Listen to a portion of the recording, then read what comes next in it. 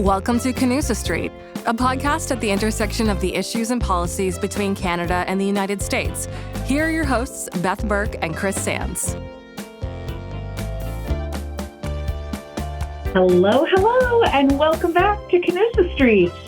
I'm Beth Burke with the Canadian American Business Council, joined by my fabulous co-host, Professor Chris Sands of the Woodrow Wilson Center. How are you? I'm great, Beth. It's a beautiful day in the neighborhood. I know that's a very Mr. Rogers thing to say, but Canusa Street is one of those streets that always makes me feel at home. Absolutely. Same here. I'm really excited about today's chat. We really have a heavyweight in the realm of Southeast Asia affairs. So I'm going to turn it over to Chris to give a proper introduction of our guest.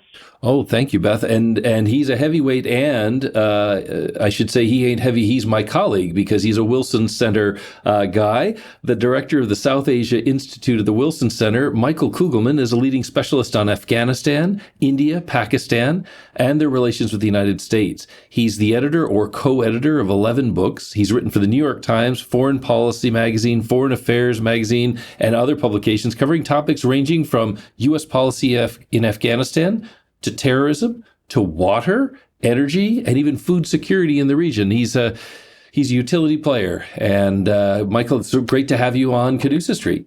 Thanks, Chris. I really appreciate the kind introduction. It's great to be here with both of you.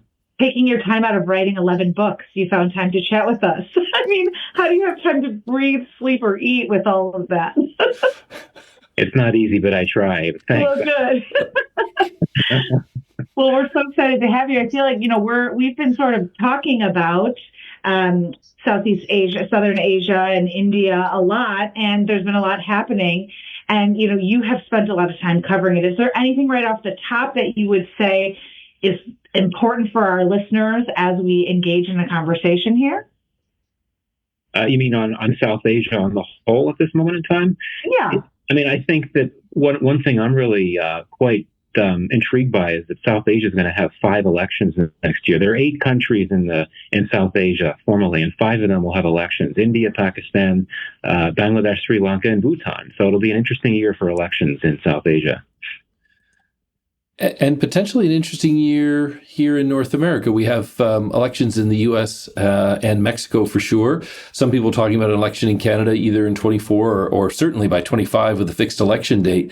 And one of the things that has been on our shared agenda has been, to some extent, the influence of South Asia in Canadian politics a little bit. Obviously, the Indian expat diaspora vote is really important, but also Canada's Sikh community, which has been riled by the assassination of Hardeep Singh Nijjar and has been very involved in significant ways in politics in the region. Can you talk a little bit about the relationship between South Asia and Canada, the U.S.? You don't have to talk about Mexico unless you want to, but here on Canusa Street, we're all about the Canada-U.S. So bring that home for us, and why is it that these regions are so connected? Well, I think one thing that's very striking is that you have a significant South Asia diaspora presence in Canada. And, not just in terms of Indians, but also Pakistanis, a lot of Bangladeshis who are in Canada. You all in your audience would know this better than I. And so, when we know that the Sikh community has really been in the news, so to speak, for reasons that we all know. But it's important to keep in mind that you just have more broadly a very large Indian diaspora. I think that the number of Indian students in Canada is the largest of any nationality, which is quite striking. So for me, when I think about links between South Asia and Canada, it starts with the diaspora communities, and that in the best of times can allow Canada's relations with with India and with Pakistan, for that matter, enjoy some boosts on people-to-people, person-to-person levels because of those very factors.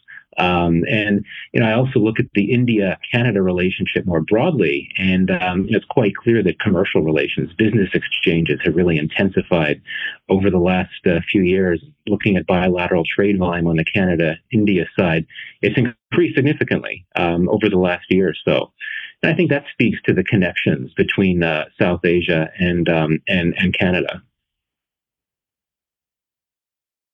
So as you have dug into all different topics, you've talked about water, energy, food security. You've talked about terrorism. You've talked about all these other things. What do you think moving forward beyond the elections is going to be the most dynamic set of issues that sort of shape the way U.S. and Canada interact with South Asia?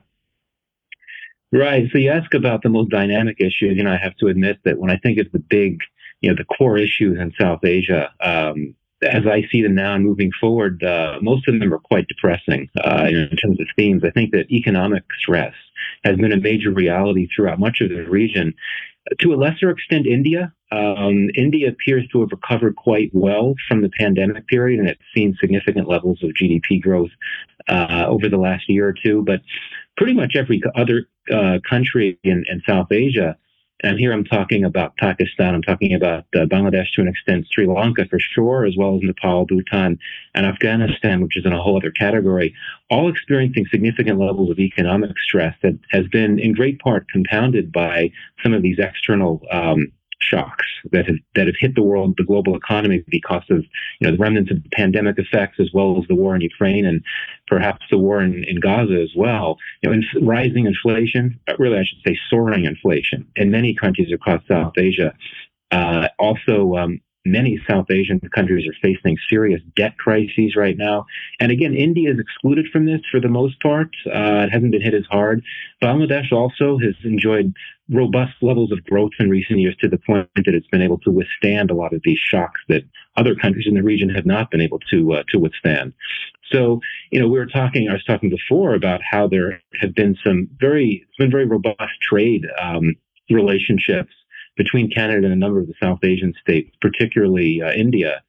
But if you look at the region on the whole and you look at the significant economic stress that's playing out, that's not going to let up anytime soon, I don't think. So that could certainly have an effect on the commercial relationships that Canada has and is looking to pursue with South Asian countries. I would also flag very briefly the issue of democracy. I think we live in an era when many countries are experiencing significant levels of democratic backsliding. South Asia is right in the middle of that. You have so many countries in the region: India, Pakistan, Bangladesh, I'd say Sri Lanka as well. Afghanistan, of course, has been led by the Taliban for more than 2 years. So for me, one of the big storylines in South Asia now and moving forward is this assault on democracy. And it's ironic because, as we noted before, much of the region will see elections next year. But I would argue that in many, if not most cases, those elections are not necessarily going to bring significant levels of political change. I think you're going to have either in India, the current government is very popular, enjoys a lot of support. It'll likely be reelected. But then you look at Pakistan and Bangladesh, where the oppositions enjoy strong levels of support, but the governments have been cracking down really hard on them, meaning that you're not going to have, in my view, a level playing field, electorally speaking, which means that you could have a return of the incumbents, which will just make the opposition and their supporters more unhappy. So I think that these tough times for democracy in the region, I think has significant implications for Canada and other Western democracies that would ideally prefer to see different types of political trends playing out.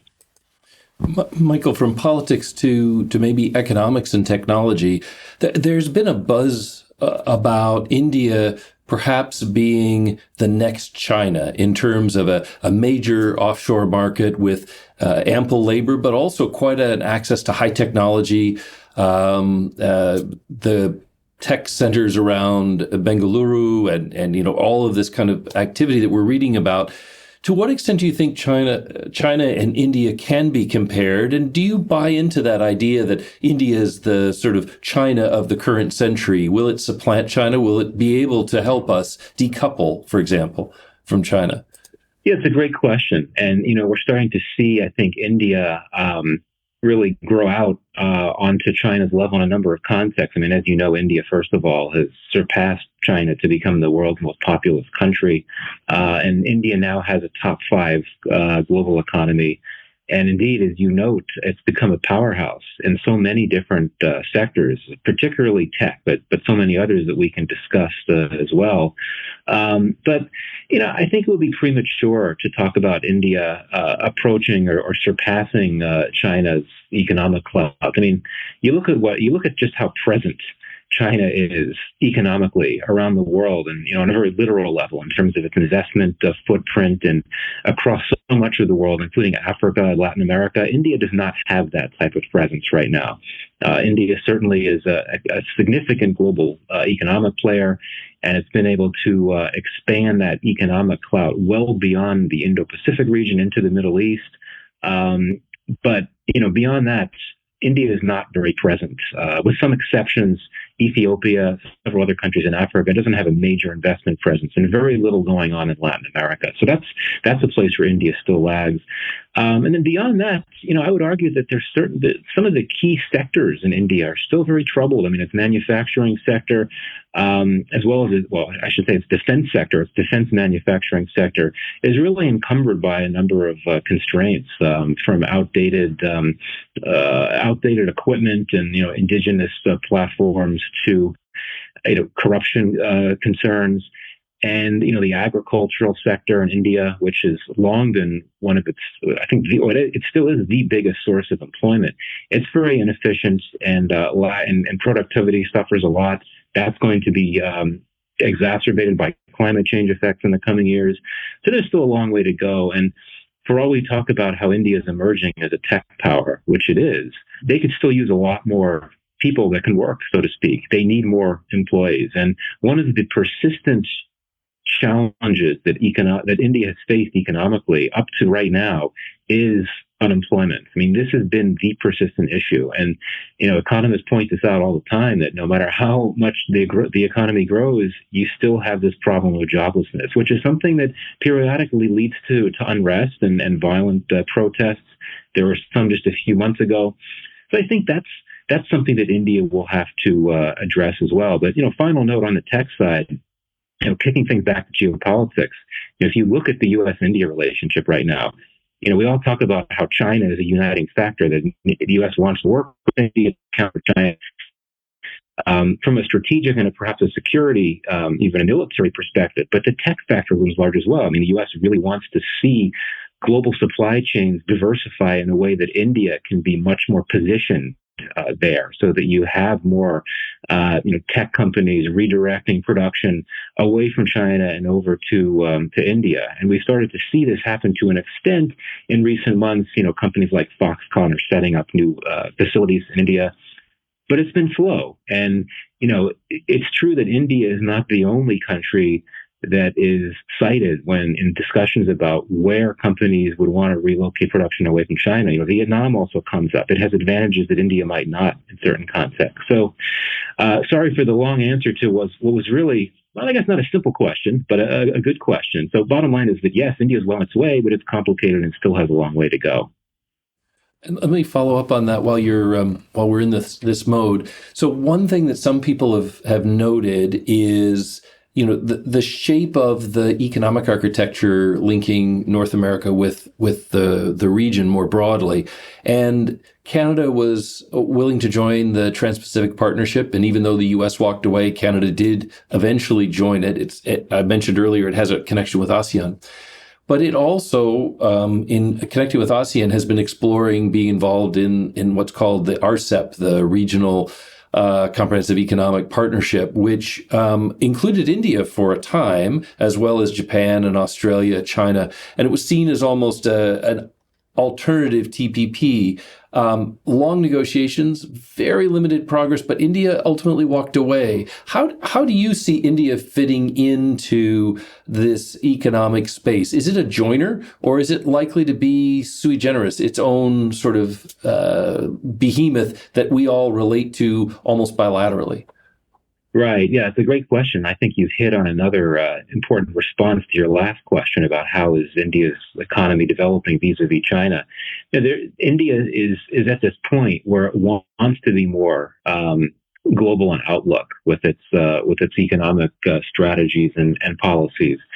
It wants to have a seat at the global high table, so to speak, when it comes to the most prestigious economic clubs out there. And it really profited from its year as chair of the G20 this last year. But at the same time, India still resists certain types of free trade arrangements, which is a reason why it has ultimately been unwilling to this point to join, among others, RCEP. Indeed, India had been planning to join. It was involved in negotiations. I don't know the full story, but basically it ended up walking out because it didn't feel comfortable with the obligations that it would be held to if it were to join RCEP. And this is also one reason why India has not been keen to join the likes of APEC and a few groups like that.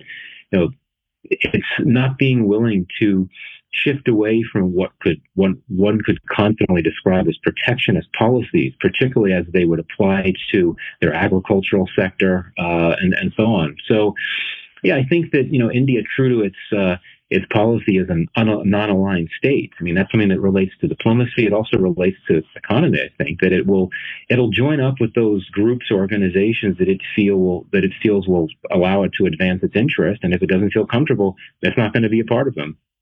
So switching gears just a little bit, we are just coming out of COP, and there have been a lot of announcements around reaching our climate goals. And, South Asia has a very large role to play here. What do you think, the reaction and readout to the announcements and discussions at COP are and how they'll play out in the geopolitical environment here?